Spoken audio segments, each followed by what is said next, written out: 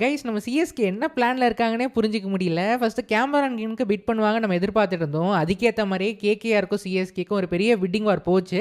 But KKR முதல்ல இருந்தே கேமரான் கிரீனுக்கு பேடலில் தூக்கும் போதே தெரிஞ்சது கண்டிப்பாக கேகேஆர் விட மாட்டாங்க, ஆல் அவுட் போய் எடுத்துருவாங்கன்னு. ஸோ அதுக்கேற்ற மாதிரி கடைசி வர அவங்க ஒரு சைடில் இருந்துட்டு இருந்தாங்க. முதல்ல எம்ஐ அண்ட் ஆர்ஆர் வந்து சும்மா பேச்சுக்குன்னு பிட் பண்ணாங்க. அதுக்கப்புறம் சிஎஸ்கே வந்து ஒரு 25 கோடி வரை எடுத்துட்டு போயிட்டு அதோட கேகேஆர் வந்து எடுத்துக்கோன்ற மாதிரி விட்டுட்டாங்க. ஸோ கேகேஆருக்கு ரஃபா இப்போ 39 கோடி இருக்கு. ஸோ கிரீனையும் நம்ம எடுக்காத போது ப்ராப்ளி பிளான் பியா லிவிங்ஸ்டன் ஆர் வெங்கடேஷ் ஐயர் நம்ம எதிர்பார்த்துட்டு இருந்தோம்ல. But again Livingstone Venkatesh Iyer கிட்டயும் ஒரு ப்ராப்ளம் நம்ம சொல்லிட்டு இருந்தோம், இவங்கெல்லாம் தேவையா, நம்ம டீமுக்கு செட் ஆக மாட்டாங்கன்ற மாதிரி.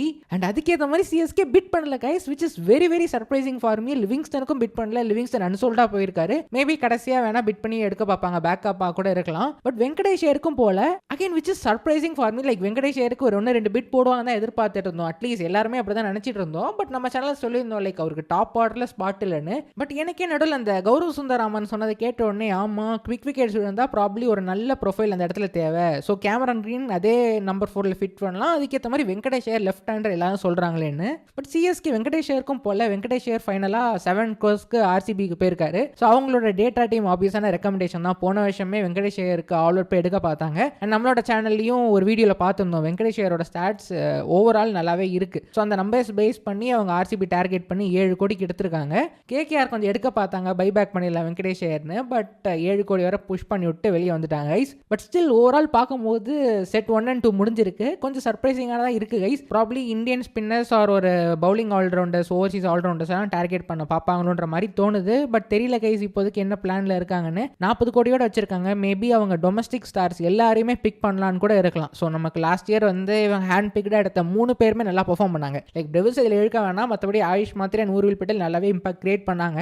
ஸோ மேபி இவங்க எடுத்த பிக் எல்லாமே ஒர்க் அவுட் ஆகியிருக்குன்னு. ஸோ டாப்பாக ஐடென்டிஃபை பண்ண டேலண்ட்ஸை கூட பிட் பண்ணலாமோ, மேபி இருக்கலாம் கைஸ். ஆர் அப்படி இல்லைனா இந்தியன் ஸ்பின்னருக்கு ஒரு 10 கோடி போய் எடுத்துட்டு அதுக்கேற்ற மாதிரி மற்ற பிளேயர்ஸ் அட்ஜஸ்ட் பண்ண பார்ப்பாங்களோன்ற மாதிரியும் தோணுது. பட் தெரியல கைஸ், ஒரு டிஃப்ரெண்டான ஸ்ட்ராட்டஜியில் எடுத்திருக்காங்க. பார்ப்போம் கடைசியாக என்ன எடுத்துகிட்டு வராங்கன்னு. எஸ் ப்ராப்ளி கிரீனுக்கு நம்ம யோசிக்கலாம் ஒரு 2-3 பீட் ஏற்றலாமேன்னு. பட் 25 கோடின்றது ஒரு நல்ல அமௌண்ட் தான். ஆனால் ஒன்று சொல்லலாம், கேகேஆர் பார்க்கும்போது எவ்வளோ போட்டிருந்தாலும் பிட் பண்ணி எடுத்திருப்பான்னு தெரிஞ்சுது. ஸோ ஒரு ஜஸ்ட் ஒரு 3-4 கோடி ஏற்றி விட்டுருக்கலாம். பட் ஃபைன், எனிவேஸ் இவங்க ஏதோ பிளான் பியில் இருக்காங்க. ஸோ பிளான் பியில் கேகேஆர் பெருசாக தொல்லை கொடுக்க மாட்டான்னு கூட அவங்க திங்க் பண்ணியிருக்கலாம். பட் பார்ப்போம் கைஸ், இன்ட்ரெஸ்டிங்காக இருக்க போகுது. ஸோ நீங்கள் இந்த ஃபர்ஸ்ட் 2 செட் பார்த்தீங்களா? ஓவரால் ஒரு ஆப்ஷன் பற்றி என்ன நினைக்கிறீங்கிறத மறக்காம கீழே மென்ஷன் பண்ணுங்க. அண்ட் நீங்கள் சர்ப்ரைஸ்டாக இருக்கீங்களா வெங்கடேஷ் ஐயர் லியாம் லிவிங்ஸ்டனுக்கு பிட் பண்ணாததை பார்த்துன்றதை மறக்காம கீழே மென்ஷன் பண்ணுங்க கைஸ். மற்றபடி டெல்லி வந்து ஒரு பேஸ் பிரைஸ் 2 பிளேயர் எடுத்துகிட்டு போயிட்டான். டேவிட் மில்லர் எடுத்துட்டான், அதுக்கப்புறம் பெண்டகெட்டையும் தூக்கிட்டான். மற்றபடி ஹசரன்கா எல்எஸ்ஜி போயிருக்காங்க. ஸோ எல்லாம் ஓவரால் நடந்திருக்கு. பட் இந்தியன் டொமஸ்டிக் பேட்டர்ஸ் பெருசாக யாருமே பிட் பண்ணல கைஸ், எல்லாருமே அன்சோல்டாக போயிருக்காங்க. ஃபைனலி திருப்பி வரும்போது எல்லாருமே எடுப்பாங்கன்ற மாதிரி தோணுது கைஸ். பட் எஸ் ஆக்ஷன் இது வர கொஞ்சம் இன்ட்ரெஸ்டிங்காக தான் இருக்குது, டிஃப்ரெண்ட்டாக இருக்குது. பார்ப்போம் சிஎஸ்கே என்ன பிளான்ஸில் இருக்காங்க, யாரெல்லாம் எடுக்க போகிறாங்கன்னு.